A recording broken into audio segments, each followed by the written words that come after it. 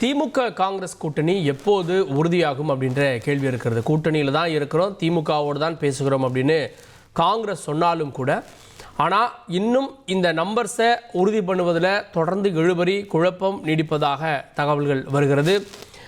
பல கட்சிகள் அவங்களுடைய நம்பர்ஸை இறுதி செஞ்சுட்டு போயிட்டாங்க. விசிகா கூட இரண்டாவது முறையாக வந்திருக்கு அப்படின்றத பார்க்குறோம். இந்த சூழலில் திரு ப. சிதம்பரம் அவர்கள் முதல்வரை சந்திக்க இருக்கிறார். செய்தியாளர் ரமேஷ் கூடுதல் விவரத்தோடு இணைகிறார். ரமேஷோடு சேர்ந்து இப்போது நம்முடைய அரசியல் விமர்சகர் டாக்டர் சுமன் ஸ்ரீராமன் இணைந்திருக்கிறார். டாக்டர் சுமன் ஸ்ரீராமன், ப. சிதம்பரம் அவர்கள் முதலமைச்சரை சந்திக்க இருக்கிறார். அதுக்கப்புறம் இந்த கூட்டணி தொடர்பாக ஒரு முக்கிய அறிவிப்பு வெளியாகலாம் அப்படின்னு சொல்லப்படுகிறது. என்னவா இருக்கும்னு நினைக்கிறீங்க? இப்போ காங்கிரஸ் திமுக ரிலேஷன்ஷிப்பை எப்படி பார்க்குறீங்க? இல்ல, நிச்சயமா இது திரு ப. சிதம்பரம் அவர் சொந்த முயற்சியில போறாரா, இல்ல அதிகாரப்பூர்வமாக காங்கிரஸ் கட்சி அவரை போற சொல்லியிருக்கா அப்படிங்கிறது நமக்கு தெரியல.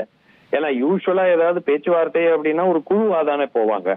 கிரீஷ் சோடங்கர் அவர் தலைமையில ஒரு குழு அமைச்சிருக்கிறாங்க. அந்த குழு தலைமையில அவங்க யாராவது ஒருத்தர் போனாக்க, இல்ல அந்த குழு முழுமையா போனாலும் நமக்கு புரியுது. பட் இவர் தனியா போறதுங்கிறது என்ன அதிகாரப்பூர்வமா போயிருக்காரா இல்ல அவரா போயிருக்காராங்கிறது முதல்ல நமக்கு தெரியல. ரெண்டாவது, பரவலாக வரக்கூடிய கருத்து என்னவென்றால், இது ஏற்கனவே கொஞ்சம் சில சிக்கல்கள் ஓடிட்டு இருக்கிற ஒரு சூழல்ல காங்கிரஸ் தாவேகாவை நோக்கி செல்லக்கூடிய வாய்ப்புகள் அதிகம் என்று பரவலாக ஒரு கருத்து இருக்கிறது. அத மாற்றுவதும் போல் காங்கிரஸ் தலைமையிடம் இருந்து இது வரைக்கும் எந்த ஒரு ஸ்டேட்மெண்ட்டும் வரல. சோ அதனால திரு சிதம்பரம் தனக்கு ஒரு தனிப்பட்ட ரீதியாக இந்த கூட்டணி வெளிப்படையாகவே அவரும் திரு செல்வ பெருந்தகை அவர்களும் வெளிப்படையாகவே திமுகவுடன் கூட்டணி தான் தொடர வேண்டும் என்ற நிலைப்பாட்டை எடுத்திருக்கிறாங்க. சோ அவருடைய முயற்சியாக கூட இருக்கலாம் இந்த கூட்டணியை காப்பாற்றுவதற்கு. இல்லை, இப்போ ஒரு சமாதானத்துக்கு வராரு அப்படின்னு பார்க்க வேண்டாமா? ஏன்னா கிரீஷ் சோடங்கர் ஒரு புறம் கூட்டணி விவகாரத்தில் அதிருப்தியை வெளிப்படுத்திட்டு இருக்காரு. இப்போ ரெண்டு பேருக்கு நடுவில் ஒரு மிடில் மேனா சிதம்பரம் செயல்படுவார் அப்படின்னு பார்க்க வேண்டாமா? இல்லைங்க, காங்கிரஸ் சிதம்பரம் எந்த கட்சி? காங்கிரஸ் தானே இருக்காரு. அப்ப அவர் எப்படி மிடில் மேனா இருக்க முடியும்? மிடில் மேன்னா நீங்க என்ன சொல்றதுன்னா, வேற யாராவது ஒரு பொதுவாக ஒரு நபர் இதுல பேச்சுவார்த்தை செய்து ஒரு மத்தியஸ்தம் செய்வதுன்னா அது புரியுது. அவர் ஒரு நிலைப்பாட்டை எடுத்திருக்கிறார்.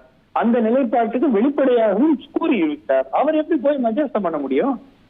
அவரே ஒரு இன்வால்வ்டு பார்ட்டி தானேங்க. இவர் என்ன சொல்றாரு, திமுகவோட கூட்டணி தொடரணும்னு வெளிப்படையாக சொல்லிட்டாரு. அப்போ ஹவு கேன் ஹி மீடியேட்?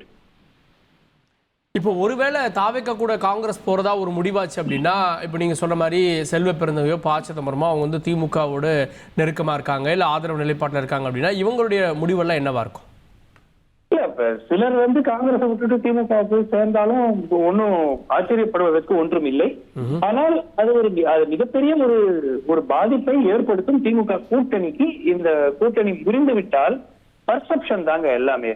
அதாவது 4% 4.5% ஓட்டு தான் காங்கிரஸ் கிட்ட இருக்கு. அது எல்லோருக்கும் தெரிஞ்சது. மேபி குறைஞ்சிருக்கலாம். பட் பர்செப்ஷன் தான்.